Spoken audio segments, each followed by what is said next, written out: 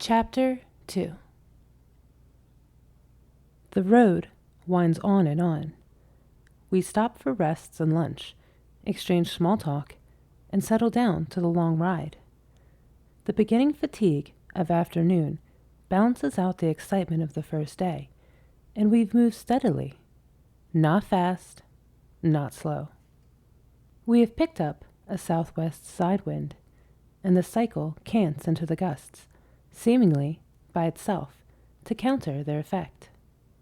Lately, there's been a sense of something peculiar about this road, apprehension about something, as if we are being watched or followed.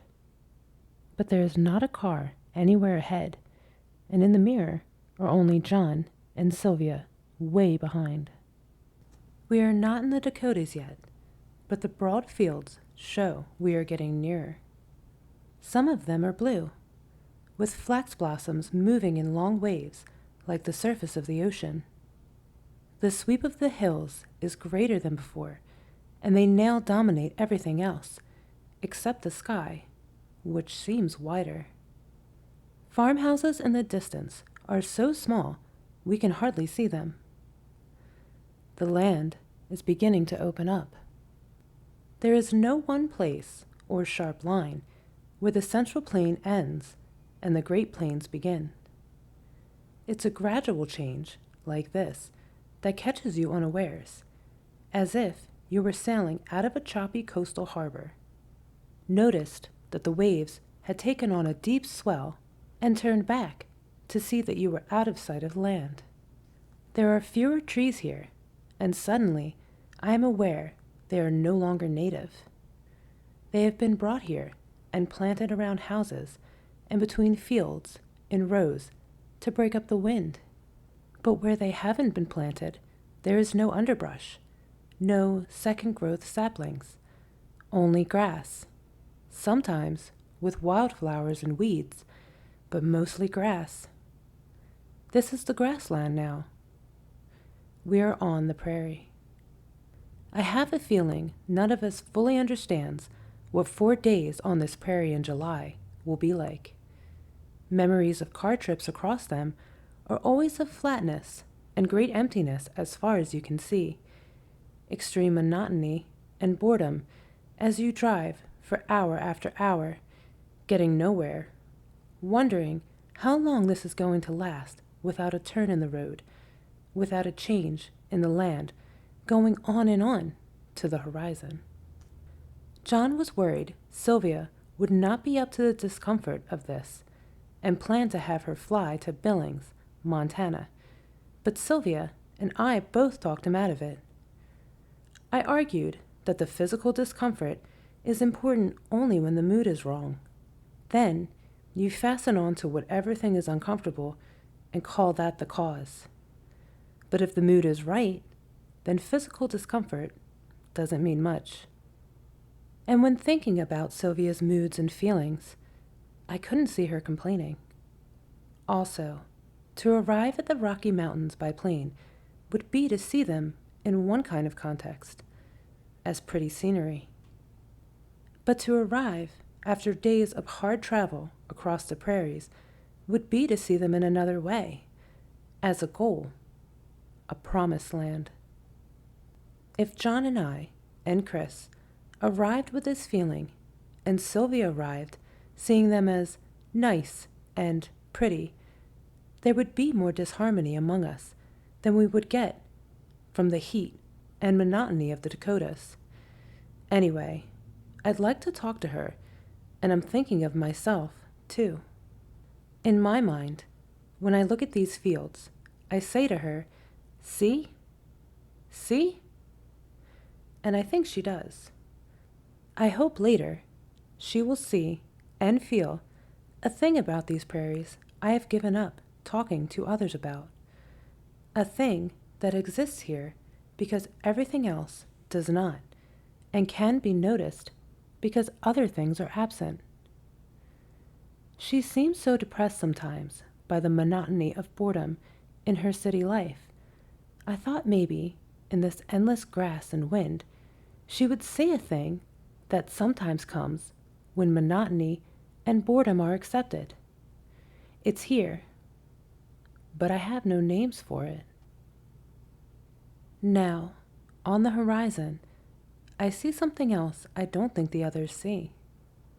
Far off, to the southwest, you can see it only from the top of this hill. The sky has a dark edge. Storm coming. That may be what has been bothering me. Deliberately shutting it out of my mind, but knowing all along that with this humidity and wind, it was more than likely. It's too bad on the first day. But as I said before, on a cycle, you're in the scene, not just watching it. And storms are definitely part of it. If it's just thunderheads or broken line squalls, you can try to ride around them. But this one isn't. That long dark streak without any preceding cirrus clouds is a cold front. Cold fronts are violent, and when they are from the southwest, they are the most violent. Often, they contain tornadoes. When they come, it's best to just hole up and let them pass over. They don't last long, and the cool air behind them makes good riding. Warm fronts are the worst. They can last for days. I remember Chris and I were on a trip to Canada a few years ago, got about 130 miles, and were caught in a warm front, of which we had plenty of warning, but we didn't understand. The whole experience was kind of dumb and sad. We were on a little 6.5 horsepower cycle, way overloaded with luggage and way underloaded with common sense. The machine could do only about 45 miles per hour, wide open against a moderate headwind. It was no touring bike. We reached a large lake in the North Woods the first night and tented amid rainstorms that lasted all night long. I forgot to dig a trench around the tent, and about 2 a.m, a stream of water came in and soaked both sleeping bags.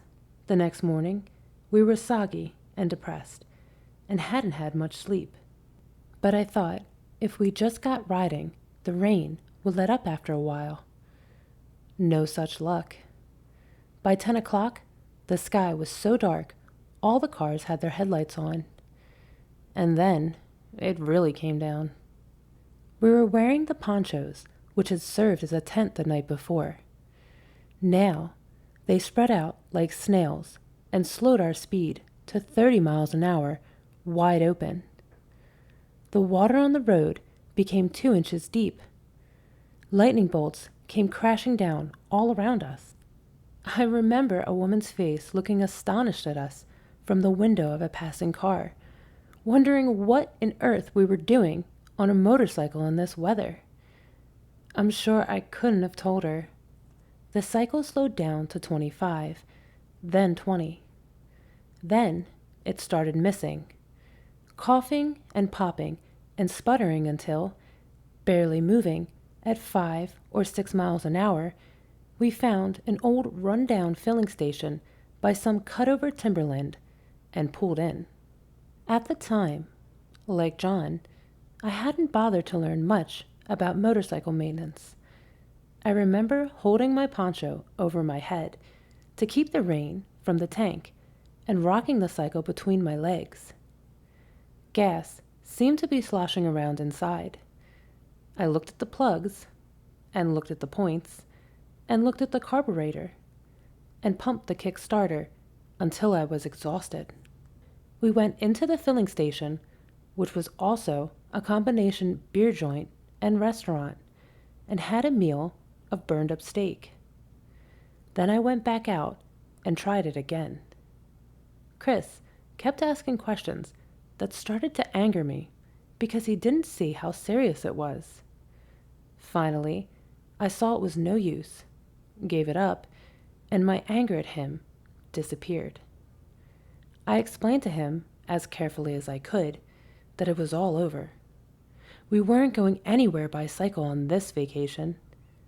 Chris suggested things to do, like check the gas, which I had done, and find a mechanic.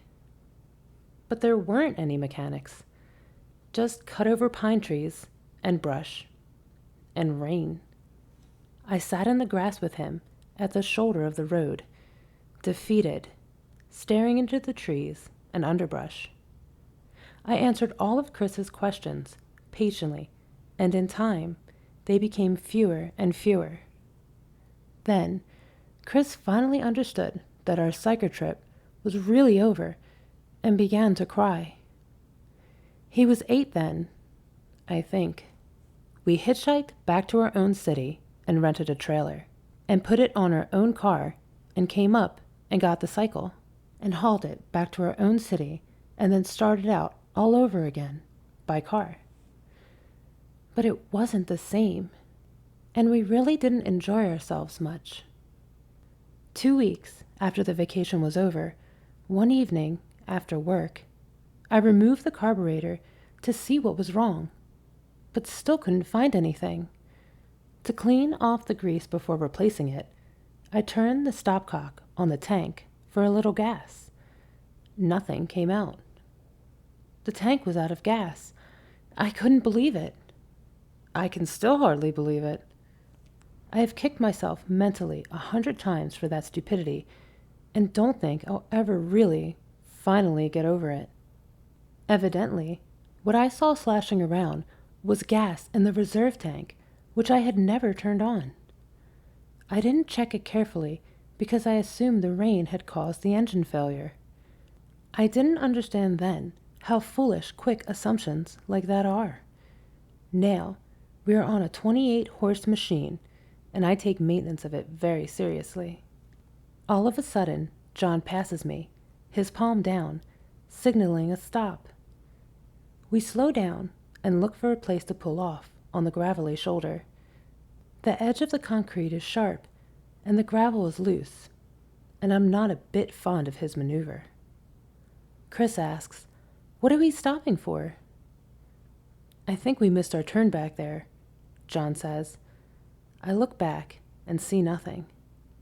"I didn't see any sign," I say. John shakes his head. "Big as a barn door." "Really?" He and Sylvia both nod. He leans over, studies my map, and points to where the turn was, and then to a freeway overpass beyond it. "We've already crossed this freeway," he says. I see he is right. Embarrassing. "Go back or go ahead?" I ask. He thinks about it. "Well, I guess there's really no reason to go back. All right, let's just go ahead. We'll get there one way or another." Now, tagging along behind them, I think, why should I do a thing like that? I hardly noticed the freeway. And just now, I forgot to tell them about the storm. Things are getting a little unsettling. The storm cloud bank is larger now, but it is not moving in as fast as I thought it would. That's not so good. When they come in fast, they leave fast. When they come in slow like this, you can get stuck for quite a time. I remove a glove with my teeth, reach down, and feel the aluminum side cover of the engine. The temperature is fine. Too warm to leave my hand there. Not so hot I get a burn. Nothing wrong there. On an air-cooled engine like this, extreme overheating can cause a seizure. This machine has had one. In fact, 3 of them. I check it from time to time, the same way I would check a patient who has had a heart attack, even though it seems cured. In a seizure, the pistons expand from too much heat, become too big for the walls of the cylinders, seize them, melt to them sometimes, and lock the engine and rear wheel and start the whole cycle into a skid. The first time this one seized, my head was pitched over the front wheel, and my passenger was almost on top of me. At about 30, it freed up again and started to run, but I pulled off the road and stopped to see what was wrong. All my passenger could think to say was, "What did you do that for?" I shrugged and was as puzzled as he was, and stood there with cars whizzing by, just staring. The engine was so hot the air around it shimmered, and we could feel the heat radiate. When I put a wet finger on it, it sizzled like a hot iron, and we rode home, slowly, with a new sound, a slap that meant the pistons no longer fit and an overhaul was needed. I took this machine into a shop because I thought it wasn't important enough to justify getting into myself, having to learn all the complicated details, and maybe having to order parts and special tools and all that time-dragging stuff when I could get someone else to do it in less time. Sort of John's attitude. The shop was a different scene from the ones I remembered. The mechanics, who had once all seemed like ancient veterans, now looked like children. A radio was going full blast, and they were clowning around and talking, and seemed not to notice me. When one of them finally came over, he barely listened to the piston slap before saying, "Oh yeah, tappets." Tappets? I should have known then what was coming. 2 weeks later, I paid their bill for $140, rode the cycle carefully at varying low speeds to wear it in, and then, after 1,000 miles, opened it up. At about 75, it seized again, and freed at 30, the same as before. When I brought it back, they accused me of not breaking it in properly, but after much argument, agreed to look into it.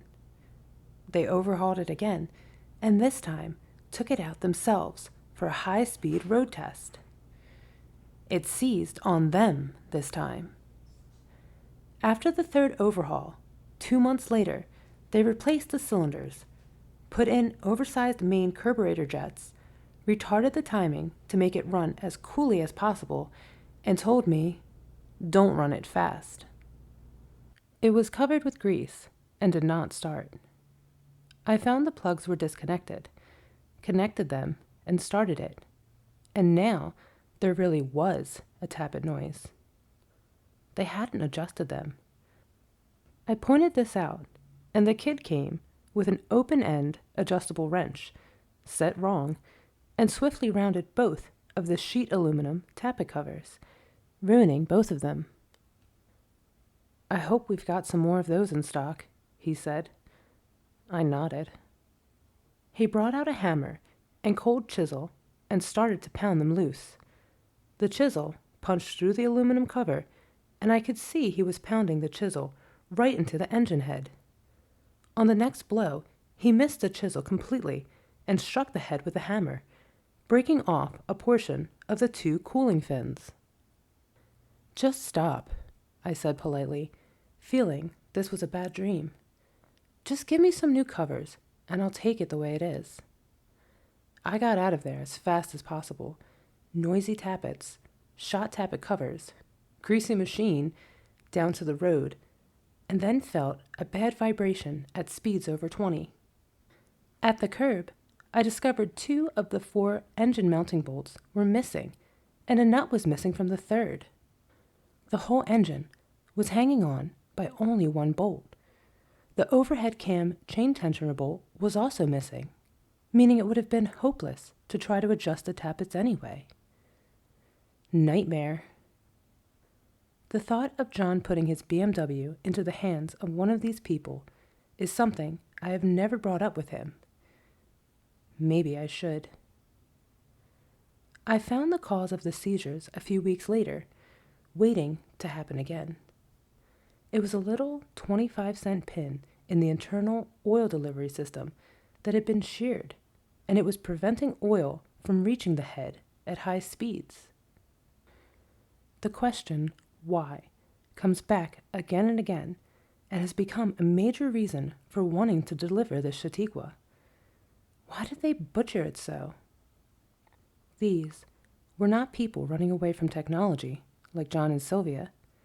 These were technologists themselves. They sat down to do a job, and they performed it like chimpanzees. Nothing personal in it. There was no obvious reason for it. And I tried to think back to that shop, that nightmare place, to try to remember anything that could have been the cause. The radio was a clue. You can't really think hard about what you're doing and listen to the radio at the same time. Maybe they didn't see their job as having anything to do with hard thought, just wrench twiddling. If you can handle wrenches while listening to the radio, that's more enjoyable. Their speed was another clue. They were really slopping things around in a hurry and not looking where they slopped them. More money that way, if you don't stop to think that it usually takes longer or comes out worse. But the biggest clue seemed to be their expressions. They were hard to explain. Good-natured, friendly, easygoing, and uninvolved. They were like spectators. You had the feeling they just wandered in there themselves, and somebody handed them a wrench. There was no identification with the job. No saying, I am a mechanic. At 5 p.m., or whenever their 8 hours were in, you knew they would cut it off and not have another thought about their work. They were already trying not to have any thoughts about their work on the job. In their own way, they were achieving the same thing John and Sylvia were, living with technology without really having anything to do with it. Or rather, they had something to do with it, but their own selves were outside of it, detached, removed. They were involved in it, but not in such a way as to care. Not only did these mechanics not find that sheared pin, but it was clearly a mechanic who had sheared it in the first place by assembling the side cover plate improperly. I remembered the previous owner had said a mechanic had told him that the plate was hard to get on. That was why. The shop manual had warned about this, but like the others, he was probably in too much of a hurry, or he didn't care. While at work, I was thinking about this same lack of care in the digital computer manuals I was editing. Writing and editing technical manuals is what I do for a living the other 11 months of the year, and I knew they were full of errors, ambiguities, omissions, and information so completely screwed up you had to read them 6 times to make any sense out of them. But what struck me, for the first time, was the agreement of these manuals with the spectator attitude I had seen in the shop. These were spectator manuals. It was built into the format of them. Implicit in every line is the idea that here's the machine, isolated in time and in space from everything else in the universe. It has no relationship to you.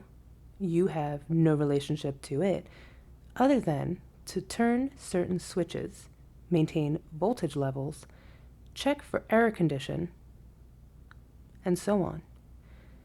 That's it. The mechanics, in their attitude toward the machine, were really taking no different attitude from the manuals toward the machine, or from the attitude I had when I brought it in there. We were all spectators, and it occurred to me that there is no manual that deals with the real business of motorcycle maintenance, the most important aspect of all.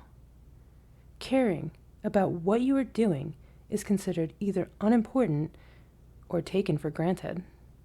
On this trip, I think we should notice it, explore it a little, to see if in that strange separation of what man is from what man does, we may have some clues as to what the hell has gone wrong in this 20th century.